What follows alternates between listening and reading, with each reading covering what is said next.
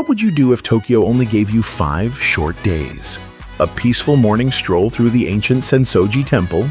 A lively night out in the izakaya alleys of Shinjuku? Or perhaps an afternoon accidentally wandering into the dazzling world of anime in Akihabara? Tokyo seems to whisper, why not do it all? 5 days may not be long, but it's just enough to feel the city's many contrasting shades, from ancient to ultra-modern, from serene to chaotic, from everyday moments to surprises you can only find in Tokyo. If you're planning a trip to Tokyo, this is the itinerary you'll want to follow through to the end, because each day in Tokyo feels like discovering a different Tokyo.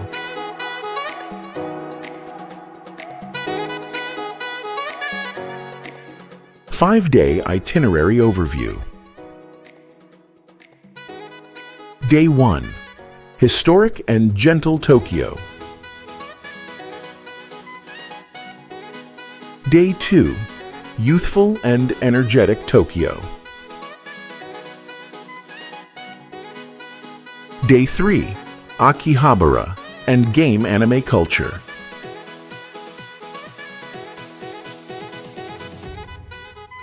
Day 4. Quiet and unfamiliar Tokyo. Day 5. Brunch and shopping before departure. Day 1. Begin with Old Tokyo. If this is your first time in Tokyo, Asakusa is the perfect place to start. Not because it's famous or Instagram-worthy, but because it's where you can ease into Tokyo's rhythm. Calm, unhurried, yet full of color. The moment you step through the Kaminaramon gate, your first feeling might be a little overwhelmed. It's crowded. Tourists and locals alike all gather here. But quickly, the atmosphere grows on you. Vibrant and warm. On both sides of the street, vendors sell freshly grilled mochi, senbei, and taiyaki. Everyone seems to be eating, chatting, and simply enjoying the moment. For me, this was the first time Tokyo felt approachable, surprisingly intimate.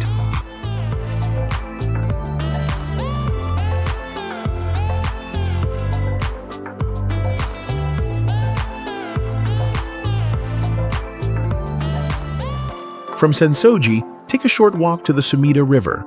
Not many know there's a river cruise from Asakusa to Odaiba. You can buy tickets right at the dock. The ride takes about 30 minutes, with a cool breeze and slow-moving city views. As Tokyo's Skytree gradually comes into view, reflecting sunlight on its glass surface, I thought, it looks like a samurai sword standing upright in the sky. Modern, yet poetic.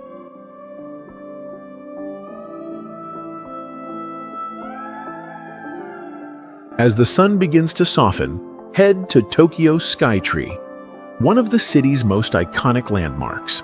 It's an ideal spot to view the cityscape, especially around sunset. You might have to wait a bit to get to the observation deck, but it's worth it. From above, the city looks like a model. Tiny houses, trains slicing across tracks, and on a clear day, even Mount Fuji in the distance. I stood there for minutes, taking no photos, not because I was tired, but because it was too beautiful to do anything but be still.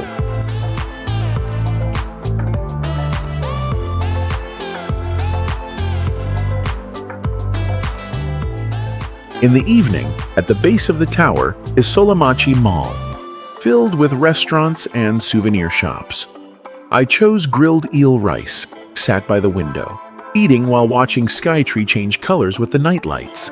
I turned to my friend and said, if someone asks me what my first impression of Tokyo was, I'll say it was that free mochi someone gave me, and the way Skytree lit up like it had feelings.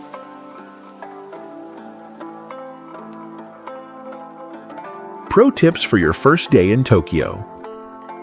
Go to Sensoji early, before 9 a.m., to avoid crowds and get rare, empty photos. Take the Sumida River cruise from Asakusa to Odaiba if you want to pair it with a modern destination. Book Skytree tickets online in advance. Aim for a time close to sunset to to watch the city shift from day to night. Restaurants near Solamachi Mall fill up fast on weekends. During holidays or peak season, make reservations via website or app. There's no need to rush your first day in Tokyo. Just walk slowly, take in the sights, eat a little, and enjoy. You'll feel like you're already in sync with the city. Tomorrow will be a completely different Tokyo.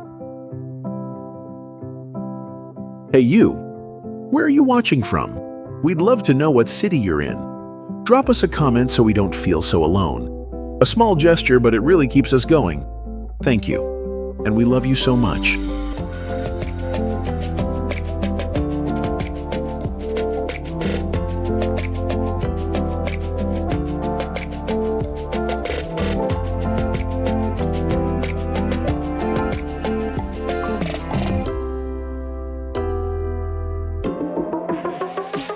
Day 2. Modern, lively, and high-energy Tokyo.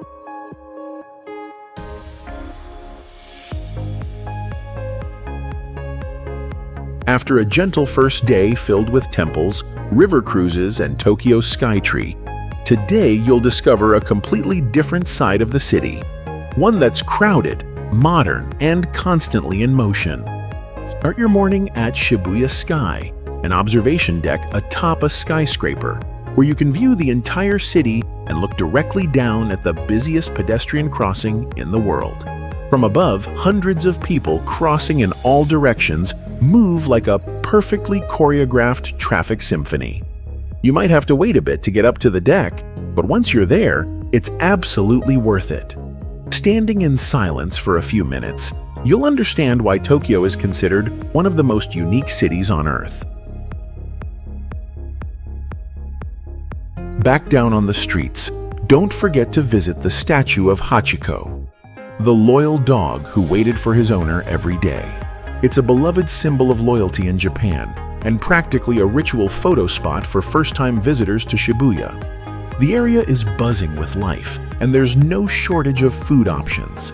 From fresh sushi to steaming hot ramen, restaurants are everywhere, and you won't have to look far. A good tip, pick one with a lot of locals. Chances are it's delicious and worth trying.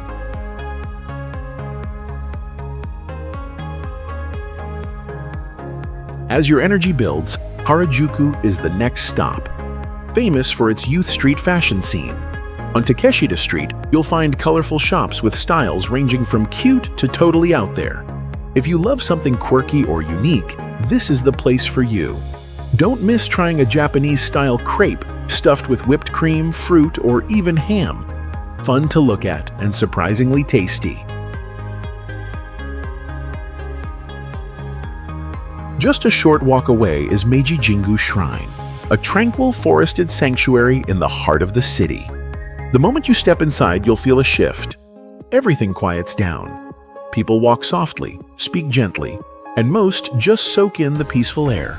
It's the perfect place to momentarily mute the noise of Tokyo, even just for a short while.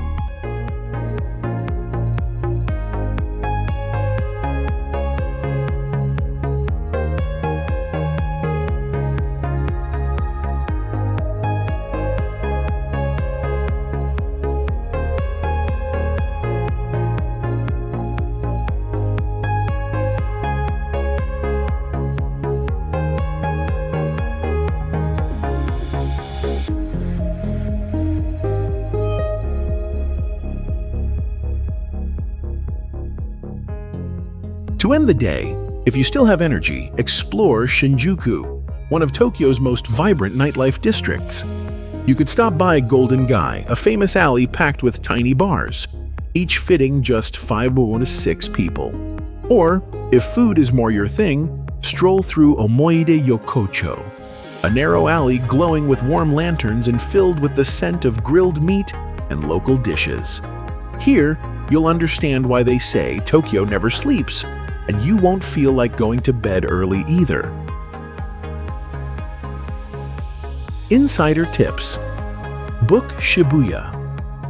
Sky tickets online in advance and pick a specific time slot. It helps you skip the line and catch the sunset at the perfect moment. Avoid weekends in Harajuku.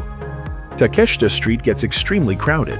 Weekdays between 1-3 p.m. are more relaxed. Meiji Jingu is larger than it looks. Wear walking shoes, and remember to stay quiet. Everyone walks very softly there. Shinjuku at night is busy, especially in Golden Gai. Arrive before 7 p.m. if you want to grab a good seat. Some tiny bars and eateries are cash only. Carry some small bills just in case. After a day filled with neon lights, ramen, and back alley izakayas in Shinjuku, it's time to take you into a world that's a little strange, a little flashy, but undeniably Tokyo, the universe where gaming, anime, and all kinds of uncontainable obsessions collide. Don't skip the next part. This is where you're most likely to blow your budget.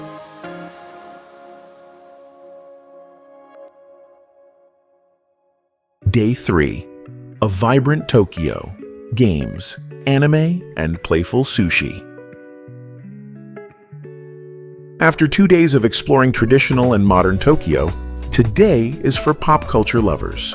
From anime and video games to quirky but fun food experiences. Start your day in Akihabara, a district known as the ultimate otaku paradise. The moment you step out of the station, you'll see shops selling anime figures, manga, character models, and vintage gaming gear. You could easily spend hours inside Radio Kaikon, a multi-story building packed with vendors. If you're into retro tech, search for specialty shops selling old-school Game Boys, Famicoms, and other Japanese consoles from decades past. Many are in near-perfect condition, like stepping into a museum, except you can take the exhibits home.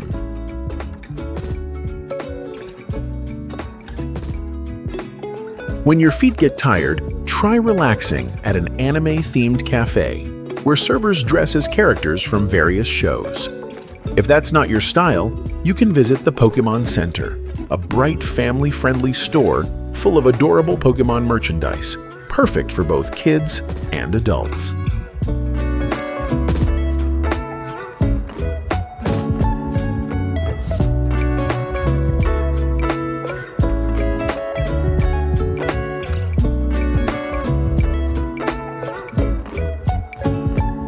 When hunger kicks in, consider dining at a game-themed cafe based on series like Final Fantasy or Monster Hunter. These places are known for their immersive decor and in-game style food, perfect for snapping photos while you eat. If you can't get a reservation, no worries. Akihabara is full of casual Japanese eateries with good food and little to no wait.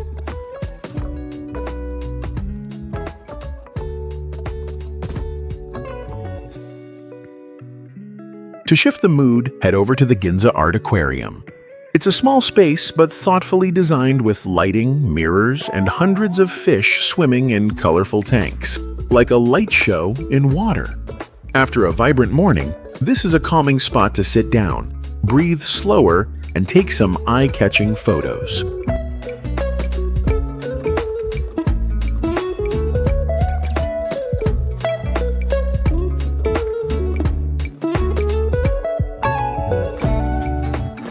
Before you call it a day, don't miss Kura Sushi, one of Japan's most popular conveyor belt sushi chains. What makes it special? For every 5 empty plates, you get to play a mini-game right at your table. Win, and you'll receive a small capsule toy prize. Whether you win or not, the fun of eating while waiting for the game is what makes dinner truly memorable. As for the food, it's fresh, tasty, and affordable. A great pick for outings with friends or family.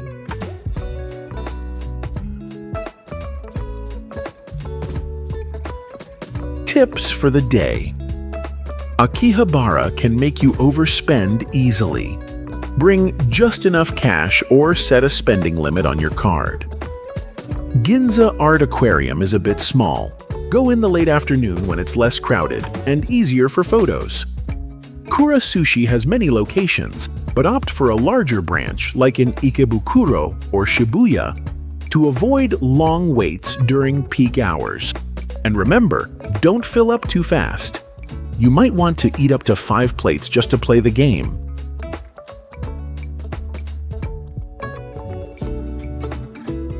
So after the bright chaos of Akihabara and the fun of conveyor belt sushi, you think you've seen all of Tokyo? Not quite. Because Tokyo has another side, quiet, calming, and best explored at a slower pace. In the next part, I'll take you to a Tokyo that doesn't quite feel like Tokyo at all.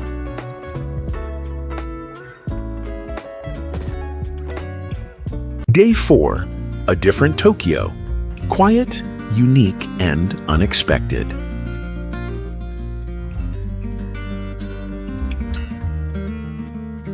After several energetic days exploring Tokyo, today is the perfect moment to slow down. Tokyo isn't just neon lights, trains, and shopping malls. It also has quiet corners, gentle rhythms, and moments that make you forget you're in one of the world's largest cities. A great place to start the morning is Asakusa Temple, tucked away in a peaceful residential area in western Tokyo. This temple is famous for its hundreds of maneki neko, the iconic beckoning cat statues believed to bring good luck in Japanese culture. It's quiet, calm, and incredibly photogenic. If you love taking photos, filming vlogs, or simply sitting in a serene atmosphere, Asakusa is the place to be. And yes, you can buy a small cat statue as a souvenir. It's meaningful, lightweight, and easy to pack.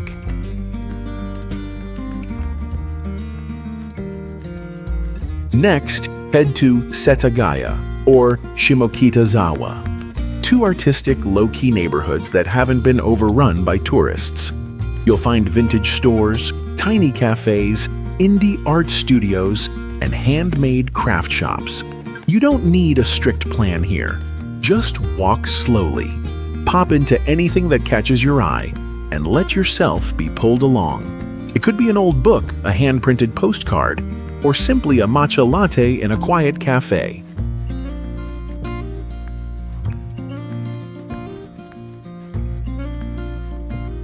After wandering a while, your feet will probably need a break, and this is the perfect time to relax in a Japanese-style public bath.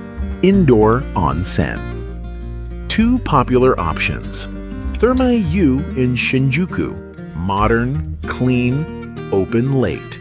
Or, if you prefer a more traditional atmosphere, try Uedo Onsen Monogatari, if it's still operating. Soaking in warm water, resting your body, no talking. Sometimes that's the best thing you can do for yourself after days of walking around Tokyo.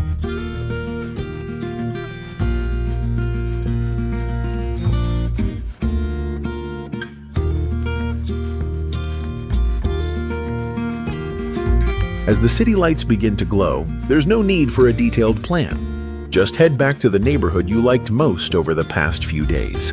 Maybe Shibuya, Shinjuku, or Harajuku. And take a slow, aimless walk. Find a small cafe or bar, order something warm or cold, and watch Tokyo light up. No photos, no Instagram stories.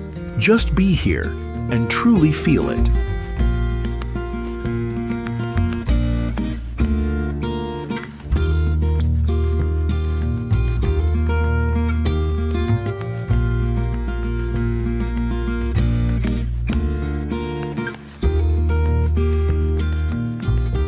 Tips for the day.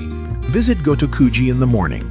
The lighting is better, fewer crowds, and it's easier to take photos.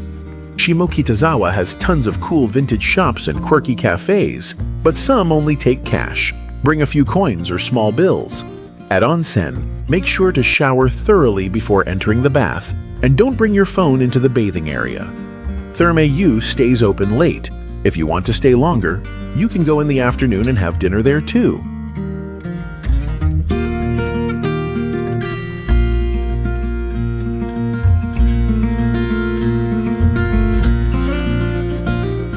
After a day of slowing down, visiting the beckoning cats, soaking in an onsen, and doing nothing much, tomorrow is the final day of the journey.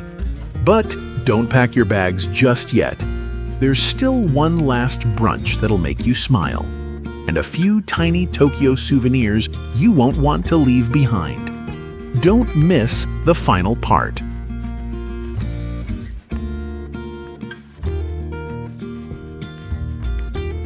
Day 5. A gentle ending, savoring the final moments in Tokyo.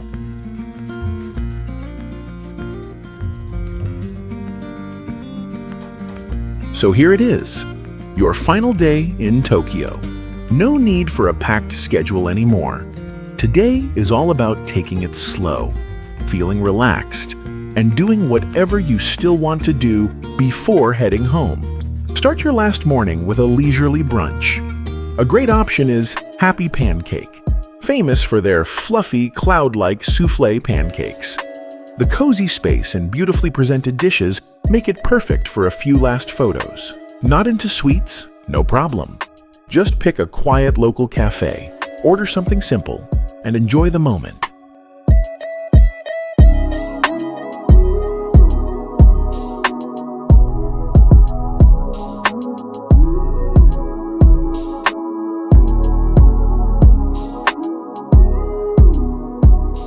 Then, you might want to squeeze in some last-minute shopping. Here are a few convenient and easy-to-find spots. Don Quixote, Donkey. A bit of everything. Snacks, cosmetics, home goods, and souvenirs. Muji. Perfect if you like minimalist, well-designed essentials. Loft. A wonderland of cute stationery, pens, lifestyle goods, and small, thoughtful gifts. Each place has its own vibe, just pick what fits your style. And if you haven't bought anything for friends or family, this is your last chance to grab a few quick items.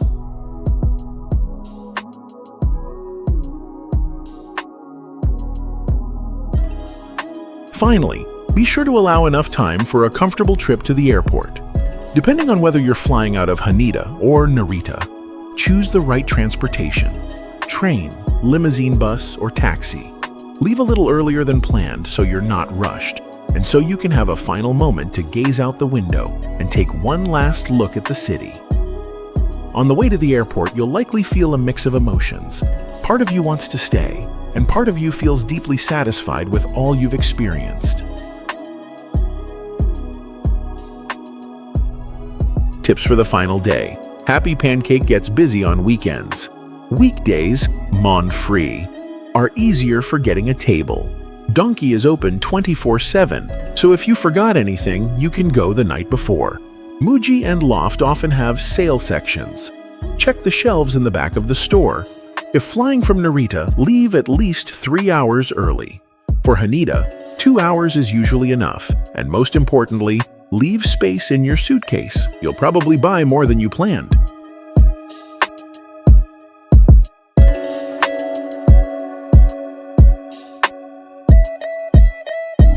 Quick travel tips recap. For getting around Tokyo, just use a Suica or Pasmo card. Load money onto it and tap to ride trains or buses. It's super convenient. If you plan to take a lot of JR lines in one day, consider getting the Tokyo JR Pass for added savings. Just be sure to calculate carefully so it's actually worth it. As for food, it's simple. Mix local spots with trendier cafes for the best experience. Try ramen in a back alley, quick conveyor belt sushi, and stop by a photogenic dessert cafe for that perfect Instagram shot. Tokyo has no shortage of good food. The only issue is whether your stomach can keep up. Wondering when to go? March and April is perfect for cherry blossoms. October-November is fall foliage season. Cool, comfortable weather and breathtaking views. Both times are great for walking without getting too tired.